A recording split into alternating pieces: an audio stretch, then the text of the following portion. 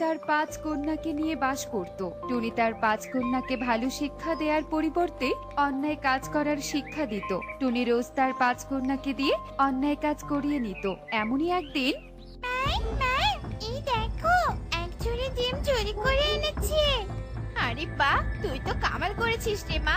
তা এই এক ঝুড়ি ডিম সকাল সকাল কার বাড়ি থেকে চুরি করে আনলি? মা, শালিক মাসির বাড়ি থেকে।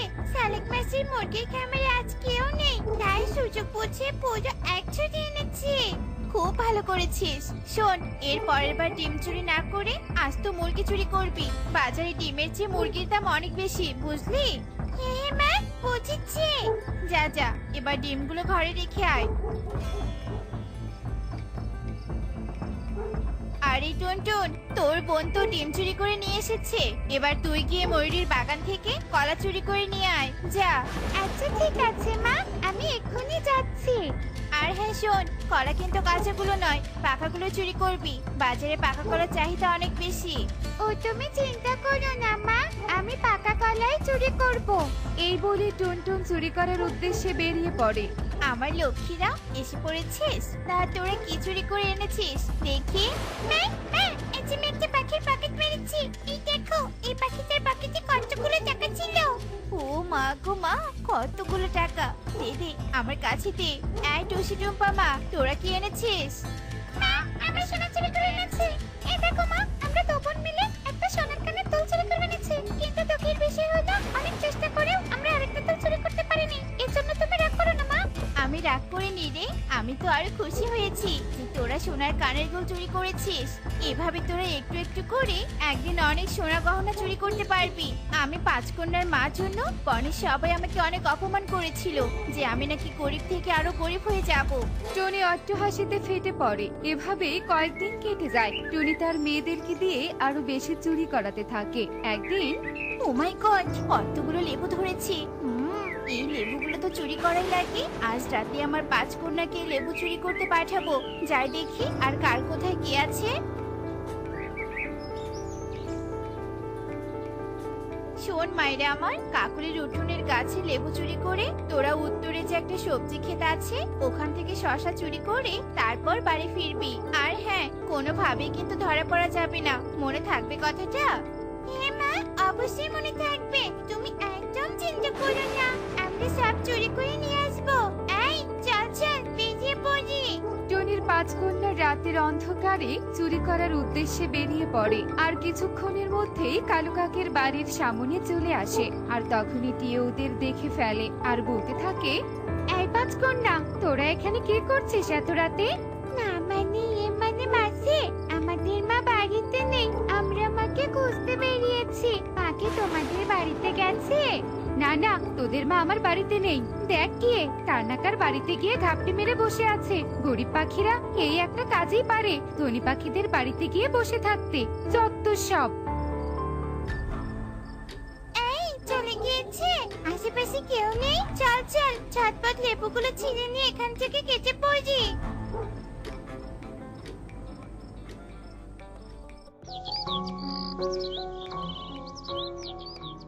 হাই হাই হাই রে, আমার লেবু গাছের লেবুগুলো কে চুরি করলো রে?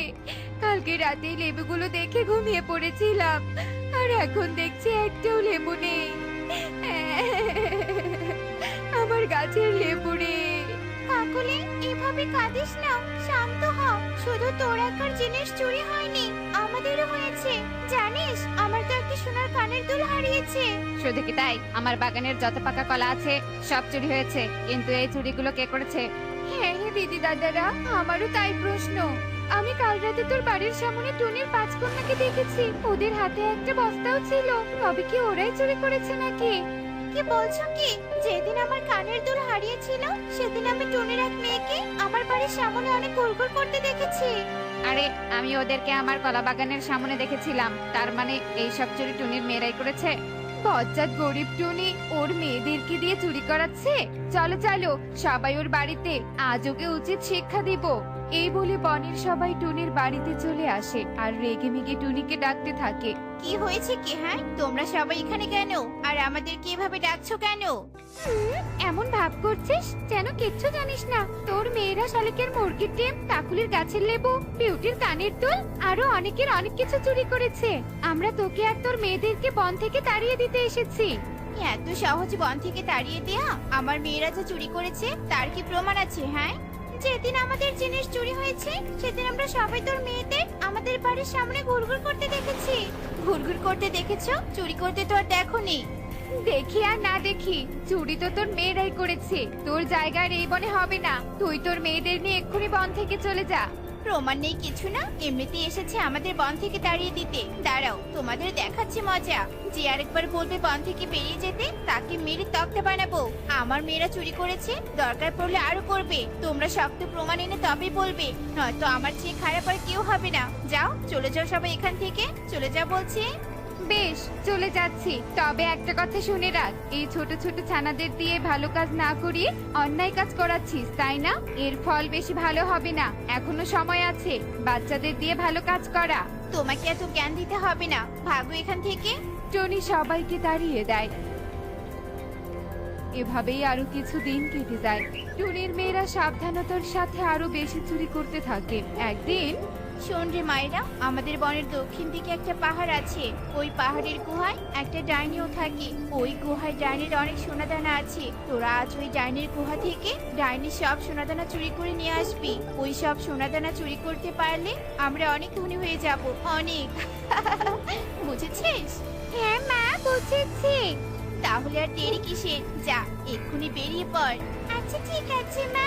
টনির কথা মতো পাঁচ কন্যা বেরিয়ে ডাইনির গুহায় সোনাদানা চুরি করার উদ্দেশ্যে চলতে থাকে। এভাবেই কিছুক্ষণ কেটে যায়। এক পর্যায়ে পাঁচ কন্যা ডাইনির গুহার সামনে চলে আসে। চলো, এই সুযোগে চুরি করার কাজটা করে ফেলি। আর ডাইনির সোনাদানা চুরি করতে থাকে। ঠিক তখনই সোনার গহনার ঝমঝম শব্দে ডাইনির ঘুম ভেঙে যায় আর ওরা ডাইনির কাছে ধরা পড়ে যায়। ওরে, তোদের সাহস তো কম নয়। তোরা আমার গুহায় প্রবেশ করে আমার সোনাদানা চুরি করছিস। আজ তোদের আমি মেরে ফেলবো। ওজি বাবাজি, আমাদেরকে মেরো না ডাইনি মাসি। আমাদেরকে ক্ষমা করে দাও। আমরা এখানে চুরি করতে আসতে চাইনি। আমাদের মা জোর করে আমাদের পাঠিয়েছে। আমাদের কোনো দোষ নেই। সব দোষ আমার মায়ের। ক্ষমা করো, আমরা এমনটা কখনো করবো না। ছোট ছোট বাচ্চাদের চুরি করতে পাঠিয়েছে। আসল অপরাধী তো তোদের মা। আমাকে নিয়ে চল তোদের মায়ের কাছে। আমি তোদের মাকে উচিত শিক্ষা দিব। ডাইনির কথা মতো পাঁচ কন্যা ডাইনিকে নিয়ে টুনির সামনে চলে আসে। এই হলো আমাদের মা। আমাদের মাই আমাদেরকে চুরি শিক্ষা দিয়েছে। ডাইনি মাসি, তুমি মাকে শাস্তি দাও, তবু আমাদেরকে ক্ষমা করে দাও। আমরা আর কোনোদিনও অন্যায় কাজ করব না। হে কি কিসব বলছিস? না না ডাইনি দিদি, এরা মিথ্যে বলছে। এদের মা নই আমি। আমি এদের চিনি না। এদের মা আমি নই। তুমি ওদেরকে শাস্তি দাও। চুপ কর। একে তো ছানাদের ভুল শিক্ষা দিয়েছিস, তার উপর আবার মা হতে অস্বীকার করছিস। দাঁড়া, দেখাচ্ছি মজা। ডাইনি এই বলে রেগে জাদু করে টুনিকে একটা ছাগল বানিয়ে দেয়। এটাই তোর শাস্তি। আর এই ছানারা, তোরা যদি কখনো চুরি বা অন্যায় কাজ করছিস তাহলে তোদেরকে ওই শাস্তি দিব। এই বলে ডাইনি সেখান থেকে চলে যায়। কেমন লাগে এখন শাস্তি ভোগ করতে? আমাদের কথা শুনিসনি, এবার বোঝ মজা। বনবাসীর কথা মতো যদি কন্যাদের ভালো শিক্ষা দিতাম তাহলে আজ আর এই দিন দেখতে হতো না। তোমরা তোমাদের ছানাদের ভালো শিক্ষা দিও, নয়তো আমার মতো খারাপ শিক্ষা দিলে আমার মতো পরিণতি হবে। তাই সাবধান। দেখো, আমি কিনে এসেছি। দেখেছো মা, আমি কত বড় হয়ে গেছি। এখন আমিও কাজ করতে পারি। ও মা, টুকি, তোকে এত কষ্ট করতে কে বলেছি শুনি? বুঝেছি, সব টোনার কাজ। টোনা কাঠ কেটে আমার ছোট্ট মেয়েটাকে দিয়ে পাঠিয়েছে। আজ আসুক, ওর একদিন কি আমার একদিন। টনি যখন এভাবে বলছিল ঠিক তখনই টোনা কুড়াল হাতে নিয়ে বাড়িতে আসে। এই যে টোনার নাম নিতে না নিতে টোনা হাজির হয়েছে। আয় টোনা, আয়। তোমার সাহস তো কম নয়। আমার মেয়েটাকে খাটিয়েছো তুমি। টুনি, তুমি এসব কি বলছো? আমি তো কিছুই বুঝতে পারছি না। আরে, উঠানে এই কাঠগুলো এলো কি করে? আমি তো কাঠ কেটে একটু তোতার কাছে গিয়েছিলাম, আর এসে দেখি সব কাঠ উধা হয়ে গেছে। কাঠ না পেয়েই তো খালি হাতে বাড়ি ফিরলাম। আরে বাবা, তুমি শুধু শুধু চিন্তা করছো। তোমার কষ্ট হবে জন্য আমি তো এই কাঠগুলো বাড়িতে নিয়ে এসেছি। আর মা, তুমি আমার বাবাকে একদম বকবে না তো। আমার বাবা কত পরিশ্রম করে। বাবা অনেক ভালো। এখন সবাই চলো তো, আমরা এখন খাবার খাবো। টুকি এই কথা বলে ঘরে চলে যায়। আর টুকির বাবা মাকে নিয়ে এত ভাবনা দেখে টুনিদের চোখে পানি চলে আসে। দেখেছো টোনা, আমাদের মেয়ে কত বড় হয়ে গেছে। সত্যি, দেখবে আমাদের এত আদরের মেয়ের কারণে একদিন আমাদের সব দুঃখ দূর হয়ে যাবে। টুনিরা এভাবেই সুখে দিন কাটাচ্ছিল। টুনিদের অভাব অনটন থাকলেও সুখের কোনো কমতি মা, আমি একটু বাজারের কাছে যাচ্ছি। খেলা করে তবে বাড়ি ফিরবো, কেমন? আচ্ছা ঠিক আছে রে মা, যা। তবে বেশি দেরি করিস না কিন্তু। তোর বাবার সাথে আমরা ঘুরতে যাব। টুকি এরপর তার মায়ের অনুমতি নিয়ে বাড়ির বাইরে চলে যায়।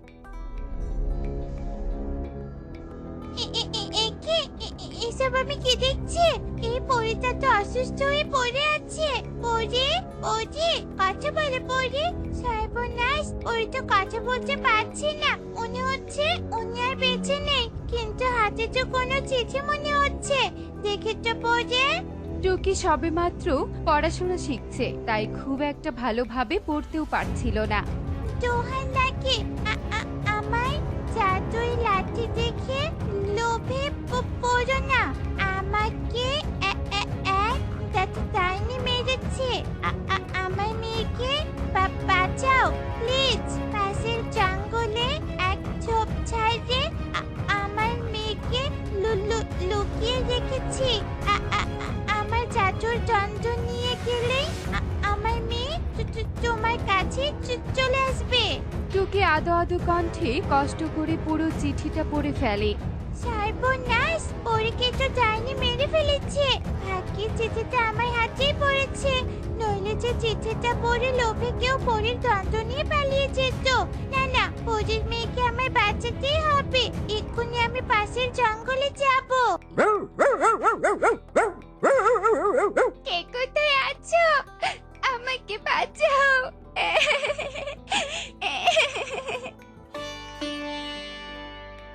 পরিকন্যা, তুমি ভয় পেও না। এরপর পরিকন্যাকে টুকি সব কথা খুলে বলে। না, আমার মা মরতে পারে না। মা, তুমি আমাকে কেন রেখে গেলে? এখন আমি একা একা কিভাবে থাকবো মা? আর কোথায় থাকবো? পরিকন্যা, তুমি একদম কেঁদো না। তুমি তোমার মায়ের জাদুযন্ত্র নিয়ে তোমার রাজ্যে চলে যাও। কি করে পরিরাজ্যে যাবো বলো তো? পরিরাজ্যে গেলেই যে ডাইনিরা আমাকে মেরে ফেলবে। পরিকন্যার এসব কথা শুনে টুকি ভীষণ চিন্তা। কন্যা, তুমি কেঁদো না। আমার মাথায় একটা বুদ্ধি এসেছে। আমাদের বাড়িটা তো অনেক ছোট, সেখানে তোমাকে আমি থাকতে দিতে পারবো না। তাই বলি কি, তুমি না হয় জাদু করে রূপ পরিবর্তন করে আমাদের নারকেল গাছের নিচে গর্ত করে তোমাকে আমি থাকতে দিব। আমি তো নিজেই নিজের উপর জাদু করতে পারবো না। তুমি এই জাদুদণ্ডটি দিয়ে আমার উপর জাদু করো। এরপর টুকি জাদুর দণ্ডটি দিয়ে পরিকন্যার উপর জাদু করে আর পরিকন্যাকে খরগোশ বানিয়ে দেয়। আর খরগোশ রূপী পরিকন্যাকে নিয়ে গিয়ে টুকি নারকেল গাছের নিচে গর্ত করে খরগোশকে সেখানে থাকতে দেয়। পরিকন্যা, তোমার কিছু প্রয়োজন হলে আমাকে ডেকো। আমি তোমাকে সর্বোচ্চ দিয়ে সাহায্য করব, বুঝেছো? এরপর টুকি তার ঘরে চলে যায়। দেখতে দেখতে কয়েকদিন কেটে যায়। টুকি যা খায় পরিকন্যাকেও তা লুকিয়ে লুকিয়ে খাওয়ায়। এদিকে ঘরে খাবার কমে যাওয়ায় টুনি চিন্তায় পড়ে যায়। টোনা, আমার ভীষণ চিন্তা হচ্ছে। টুকি প্রত্যেকদিন দুজনের খাবার একাই খেয়ে নিচ্ছে। ওর আবার কিছু হলো না তো? টনি, তুমি শুধু শুধু চিন্তা করছো। আমাদের টুকির কিচ্ছু হয়নি। সারাদিন খেলাধুলা করে, তাই হয়তো ওর বেশি খিদে পেয়ে যায়। এসব ভাবা এখন বাদ দাও তো। টোনা টুনিকে শান্ত করার জন্য এটা ওটা বলে বুঝ দিচ্ছিল, কিন্তু টুনির মন কিছুতেই মানছিল না। এদিকে হঠাৎ মেঘ কালো করে আসে। মেঘ কালো হওয়াতে পুরো বন অন্ধকারে ছেয়ে যায় আর জোরে বৃষ্টি শুরু হয়। এদিকে খুব বৃষ্টি হওয়ায় খরগোশ রূপী পরিকন্যার গর্ভে পানি ঢুকে যায়। আমার যে খুব ঠান্ডা লাগছে, আমি যে আর পারছি না, আমাকে এক্ষুনি চোখের কাছে যেতে হবে। এদিকে হঠাৎ খরগোশ ঘরে ঢুকে পড়ে আর খরগোশকে দেখে টোনাটুনি লাঠি হাতে তাড়াতে যায়। আরে আরে, খরগোশ আমাদের ঘরে ঢুকেছে কেন? এমনিতে আমাদের ছোট ঘর, থাকার জায়গা নেই। বেরিয়ে যাও বলছি, বেরিয়ে যাও। জানো বাবা, তুমি এই খরগোশকে মেরো না, ও আমার বন্ধু বাবা। বন্ধু মানে? টুকি, তুই এসব কি বলছিস মা? টুকি এরপর সব ঘটনা টোনাটুনিকে খুলে বলে। বাবা মা, ওই কন্যা খুব অসহায়, ওকে তোমরা মেরো না বাবা। বোকামি খাচ্ছিস কেন তুই? আমাদের বললেই তো আমরা সব ব্যবস্থা করে দিতাম। পরিকন্যা, তুমি কোনো চিন্তা করো না। আজকে রাতটা কষ্ট করে তুমি আমাদের ঘরে কাটিয়ে দাও। বৃষ্টি থামলেই তুমি আবার করতে থেকো। আর টুকি, আজ থেকে তোকে চুরি করে খাবার দিতে হবে না, বুঝেছিস? আমরা যা খাবার খাবো পরিকন্যাও তাই খাবে। তোকে আমার আর খরগোশ হয়ে থাকতে একদম ভালো লাগছে না। আমায় তুমি আগের রূপ ফিরিয়ে দাও না তোকে। একটু ঘোরাঘুরি করে তুমি আবার আমাকে খরগোশ বানিয়ে দিও। আচ্ছা ঠিক আছে পরিকন্যা, তোমার কষ্ট আমি বুঝতে পারছি। এক্ষুনি তোমাকে আমি তোমার পরিরূপে ফিরিয়ে দিচ্ছি। এরপর টুকি জাদুই দণ্ড হাতে নিয়ে খরগোশকে পরিরূপে ফিরিয়ে নিয়ে আসে আর দূর থেকে ডাইনি সবটা দেখে ফেলে। আরে ওই তো সেই পরিকন্যা আর পরীর জাদুই দণ্ড। এই জাদুই দণ্ডের কারণে আমি আমার শক্তি ফিরে পাচ্ছি না। না না, এই জাদুই দণ্ড পাওয়ার জন্য পরীকে আমি মেরে ফেলেছি। আজ এই পরিকন্যাকে মেরে জাদুই দণ্ড নিয়ে সর্বশক্তিমান হয়ে যাব। এরপর ডাইনি পরিকন্যাদের পিছু নেয়। পরিকন্যারা যখন ঘোরাঘুরি শেষ করে বাড়িতে যায়, ঠিক তখনই সেখানে ডাইনি চলে আসে। পরিকন্যা, এবার তুই কোথায় পালাবি? জাদুই দণ্ড দিয়ে দে বলছি, দিয়ে দে। বাচ্চা ডাইনি, তুই আমার মাকে মেরেছিস, এবার আমাকে মারতে এসেছিস? আমার জীবন থাকতে এই জাদুর দণ্ড তোকে কখনো দেব না। ডাইনি, আমার বন্ধু তুই কিচ্ছু করতে পারবি না। সেদিন ওকে আমি বাঁচিয়েছি আর আজও বাঁচাবো। ওরে বজ্জাত পাখির ছানা, তাহলে তুই এই পরিকন্যাকে বাঁচিয়েছিলি? তাহলে তো পরিকন্যার আগে তোরই একটা বিচার করতে হয়। এরপর ডাইনি নারকেলে টুকিকে বন্দি করে আর পরিকন্যাকে তুলে নিয়ে এসে আর দূর থেকে সুখী সবটা দেখে ফেলে। সর্বনাশ, নারকেলে বন্দি টুনিকন্যা, এসব আমি কি দেখলাম? নিজের চোখে তো বিশ্বাসই করতে পারছি না। না না, টুনিদের এক্ষুনি গিয়ে সবটা বলতে হবে। এরপর সুখী ছুটতে ছুটতে টুনি আর টোনার কাছে যায় আর সবটা খুলে বলে। সবটা শুনে টোনাটুনি কাজ রেখে তান্ত্রিকের কাছে যায় আর তান্ত্রিককে সব ঘটনা খুলে বলে। শান্ত হ তোরা, ওই ডাইনিকে ধ্বংস করা আমার বাঁ হাতের কাজ। সবার প্রথম তোর মেয়েকে উদ্ধার করতে হবে, তারপর ওই ডাইনিকে শেষ করতে হবে। এরপর তান্ত্রিক টুনি বাড়িতে যায় আর নারকেল গাছের নারকেল থেকে টুকিকে উদ্ধার করে। তারপর টুকি সহ সবাই ডাইনির আস্তানায় যায় আর ডাইনি যখনই পরিকন্যাকে মারতে যাবে তখনই তান্ত্রিক জাদু করে ডাইনিকে ভস্ম করে। তোকে বন্ধু, তোমার কিছু হয়নি তো? আজ আমার জন্য তোমাকেও বিপদে পড়তে হলো। মা, তুমি কেন আমাকে রেখে গেলে মা? আজ আমার কারণে অন্যরাও কষ্ট পাচ্ছে। বন্ধু, তুমি কেঁদো না। অন্যের বিপদে পাশে থাকা আমার যে কর্তব্য। আর তুমি তো আমার বন্ধু, বন্ধুরাই তো বিপদে পাশে থাকবে, এটাই তো নিয়ম। সত্যি বন্ধু, তোমাদের মতো ভালো পাখি আমি কখনো দেখিনি। তোমার ভালোবাসা পেয়ে আমি ধন্য। আজ থেকে তোমাদের আর কোনো অভাব থাকবে না। মা বলেছে ভালোদের সবসময় উপকার